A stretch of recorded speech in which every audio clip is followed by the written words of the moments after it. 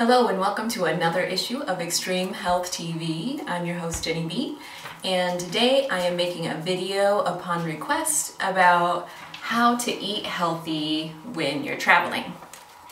And we actually have lots of experience, not a lot, but we have quite a good experience in this area because every year we go down, we live in Vegas and we travel down to Florida for Thanksgiving, and we're there for over a week.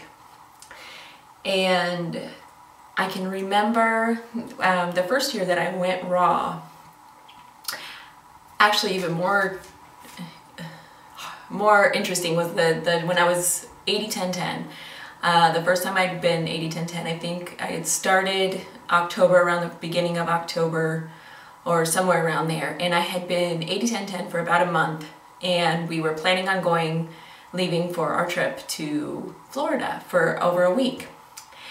And I did not plan this trip out very well food-wise. I just assumed that I would be able to find fruit to eat that would be fine, and that's the first time that I ended up breaking being 80-10-10, was because all of a sudden here I was with no plan, not knowing where to find ripe fruit, because if you have ever tried to eat unripe fruit, it just doesn't work out. It doesn't taste good, your stomach doesn't like it, and you just can't eat enough of it because of those things, you can't eat enough of it to actually get enough calories in. And so it was just set up for disaster from the beginning. So even if you're not eating 80-10-10, it's always important, or it helps out a lot, to plan ahead of time if you're going to be traveling and you want to maintain a healthy diet. So since that year, we've learned several tips and tricks that help you go a long way towards remaining healthy, even if you're traveling, even if it's for extended periods of time. So the first thing that we started doing was I asked the people that we were going to see, I asked them if they could give me a box of bananas, a case of bananas, because keep in mind we're always traveling as a family, so there's 4 or 5 of us, depending on if Jay goes or not. There's 4 or 5 of us who all eat really healthy, and so we need a lot of bananas that are ripe right away when we show up. So I started asking our family members down there if they could buy us a case of bananas a couple of days before we were going to arrive, so that they could start ripening and so that they would be ripe by the time that we got there. So this has helped a lot. And if you happen to know anybody where you're going to be traveling to, say if you're staying with family or friends, or you just know somebody in the area that wouldn't mind doing that for you, it would be a great idea to buy a case of bananas for smoothies, or any kind of fruit that you eat a lot that would help you a ton if it was ripe by the time you got there. Just have them buy whatever amount you think that you would need to get you through at least the first couple days.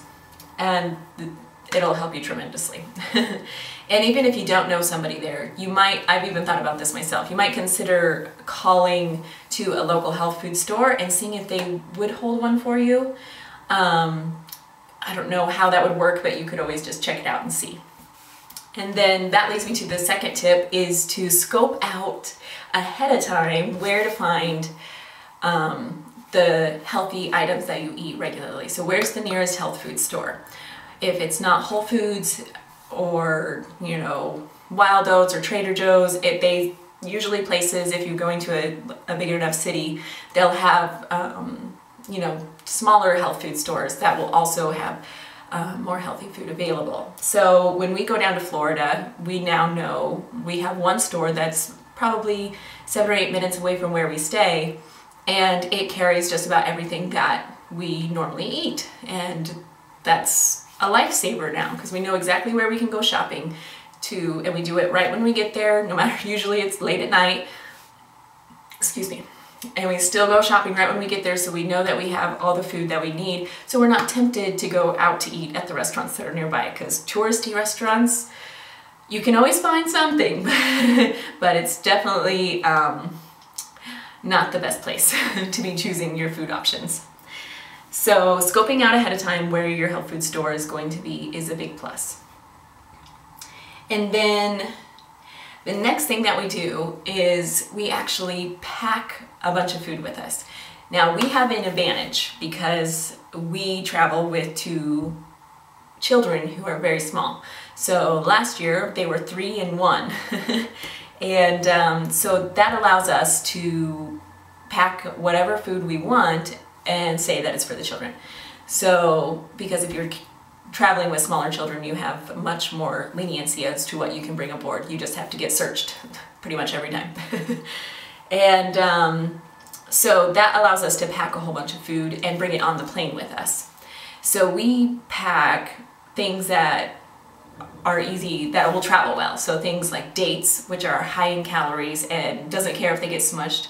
I pack those both on the plane, on the plane ride, and also in our suitcases so that we have them for when we get there. And clementines, oranges, things that have, you know, the tough outer shell, I guess you'd say, something that's going to travel well and not get smushed. If you do bring along some softer fruits, you can eat those first because they're going to, you know, just from getting handled and stuff, they're going to be bruised and they're going to start getting soft pretty quickly. So eat those first and save the ones that are tougher and travel better for the later snacks. And then, like I said, if you can't bring along much food on the plane, because I'm not sure how the situation is if you don't have children, but always keep in mind that you can pack it in your luggage. So you want to have high-calorie foods that travel well, like dates and oranges, that you know can last you through at least the first couple of days, because you can always probably go shopping when you get there and then have whatever you buy ripening, but it always takes a couple days. So make sure that you have enough calories for the first couple of days. And then keep in mind that this is also the perfect, so I was always raw. I was always trying to travel and be 100% raw. And now that I'm okay with not being 100% raw, and in fact hardly eat 100% raw even from a day-to-day standpoint, it actually makes it a lot easier to travel, because finding oatmeal and finding a rice and vegetable dish somewhere at a restaurant is way easier than finding ripe fruit. I know it's a sad state, that's a sad fact, but it's true. It's really hard to find fruit that is ripe. It's always unripe at stores, at anywhere. It's just unripe. And so having a little bit of leniency with yourself about how raw you're going to be will help, but it's still easy to find healthy foods. I find a good vegan dish at nearly any restaurant these days. And one last tip that Doug actually brought up to me, I had forgotten about, is for the items, there's some items that we actually buy online, and when we went down, we visited Austin not that long ago, and he actually purchased some things online and had them shipped to where we were going. So you can even have that happen and have it coincide with the day you're going to arrive. It may be in your hotel, even if that's where you're staying, you can have it shipped there, and that way you'll have some of those food items that you really enjoy that are maybe harder to find in your new location. You can still enjoy those while you're there. I hope all of those tips will help you on your next trip. If you would like more recipes, workouts, and healthy living tips and ideas, then just visit my website, happysexyhealthy.net, and I hope to see you there. Love you. Bye.